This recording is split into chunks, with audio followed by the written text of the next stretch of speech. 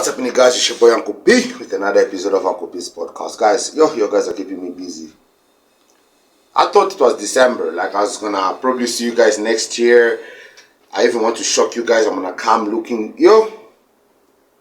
but a luta continua. And it, my kids are here. And I think, like that is recording. And this is what I always say on my channel, I fight for this nation because this land is the future for my children. I'm a very present father.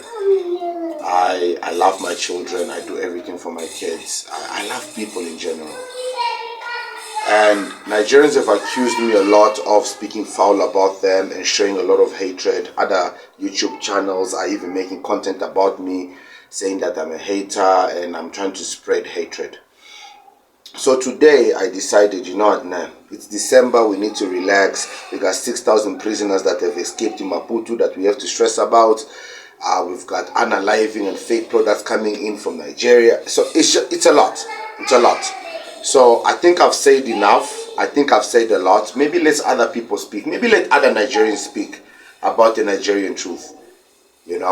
And I want to thank this brother. I'm going to give him the appropriate shout out on the channel and in the comment sections. And let's hope he doesn't flag this for copyright, because I honestly think this brother deserves all the follow, all the support, all the love. Because for once, guys, I hope you guys are eating while watching this, because I am. I hope you guys are eating while having this. I'm gonna enjoy myself. I'm gonna have something to eat. I've got my sauces here, and you guys enjoy the show, because this is gonna be interesting to see the thoughts of other people. Not Uncle P speaking, somebody else.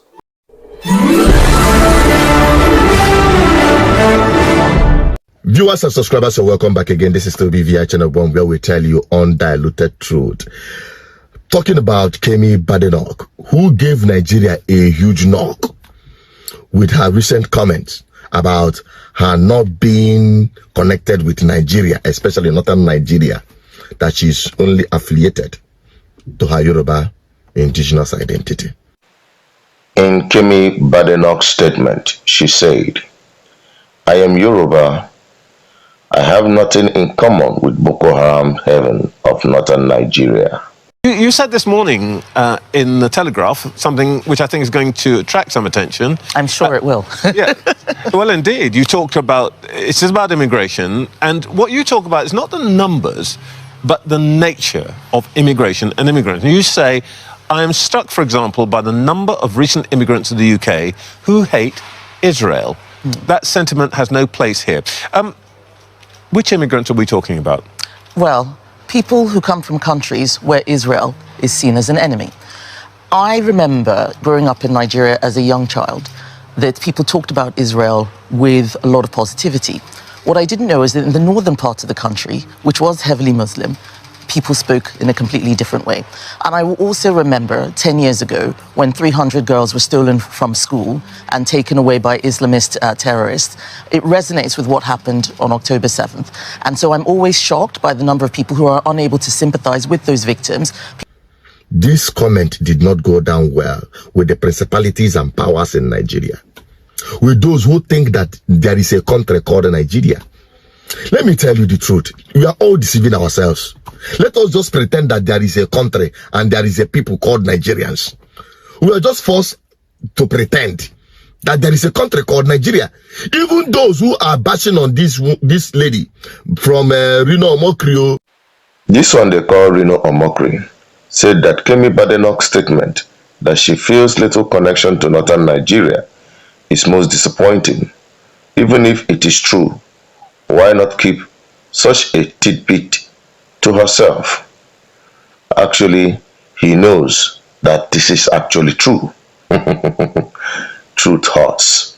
To even Rufai, and many of them, these are the ones that are on the media domain. Guys, we see when they start accepting their own truth is beautiful. They're admitting it. Nigerians are in denial. There is no country in Nigeria.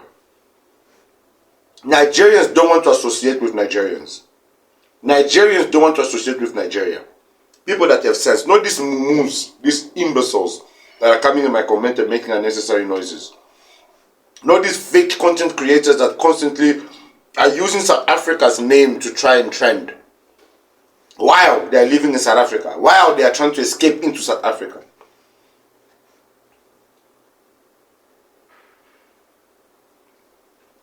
There's their truth.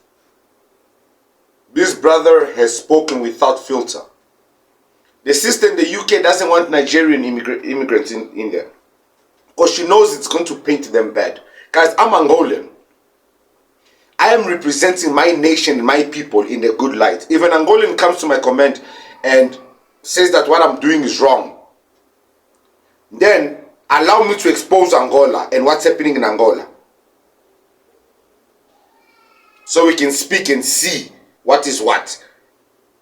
The problem is people need to start accepting their truth. Guys, we need to stop denying our truth in our countries. We need to stop. My next episode will be the hardest because I want people to see what's happening in Angola.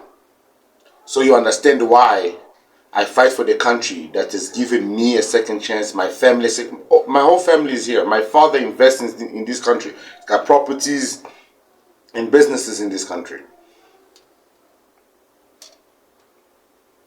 So this is not a small fight. 6,000 prisoners walking in here. Yo, Lord, This fight is not a small fight. It's not just a fight for me and my family. It's a fight for a future for Africa because we can't, guys, anyone with sense, we can't keep destroying African countries because the only people that benefit from this shit is the Europeans. Look at what America is currently doing with China. China is no longer dealing with America. China is dealing with Russia. There's a war there. Listen to what Donald Trump is busy saying now, trying to take, Greenland from Canada. Guys, these countries are trying to milk nations. China is here trying to act like they are friendly with us, connecting train, what left and right and center to our ports. Before we know it, all our babies will be like this. All our babies will be like this. There will be no more black person with open eyes. This skin will be lighter every single decade. Our families, I already have colored babies, but guys, if my babies decide to marry a colored person or a white person, my generation is done. The black in my family is done. Okay, I've got 2 daughters that are also black, but their surnames will change. My son is colored. So if my son marries a white woman, that means that my generation that will carry on my father's name will be white. Yo! Guys, I just realized I need to have a black son. Ivan. Yo. Guys, listen. Go give a shout out to this brother on his page. Show him some love. Watch the rest of the video. They speak a lot of sense. There's a lot there for you to literally hear. Brother, we appreciate you. I appreciate you as a fellow African for the truth that you have put forth. Guys, Nigerians shouldn't be hated. They need help. Let's stop paying attention to these mumus that are here pretending that their reality is not their reality. Their reality is their truth. Now we know it. Now we hear it. I'm your boy Uncle P. I'll see you guys in the next one. Peace.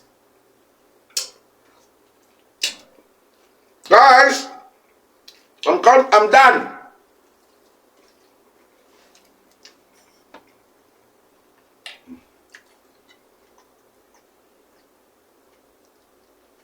Oh, sorry guys. Bye. Sharp neck. That's this. We're no longer talking about the one that call themselves Shetimas, the Asoro powers that be, and the rest of them, whom Kemi told point blank that he's not ready to launder their image. I chose to become a Conservative MP to serve, and I chose this country because here I could breathe free and I could be everything that I wanted to be.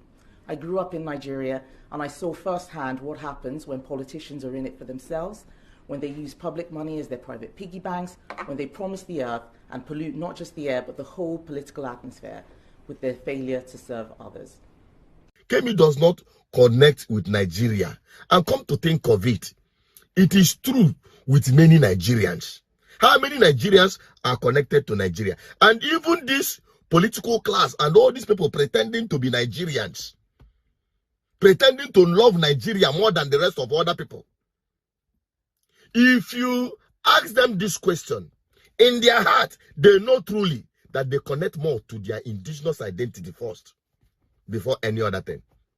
And these politicians, if they so-called love this country, they wouldn't have done so disservice to this country to the point that they don't even love or trust its educational system. That's why they all take their children abroad to study.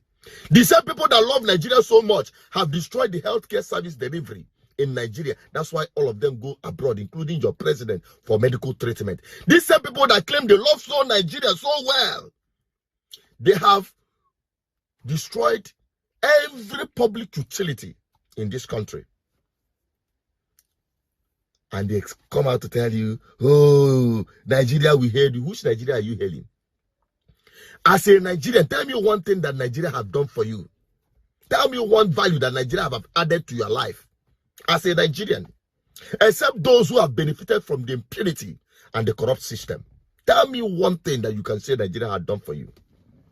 I'm telling you honestly. Tell me one thing. And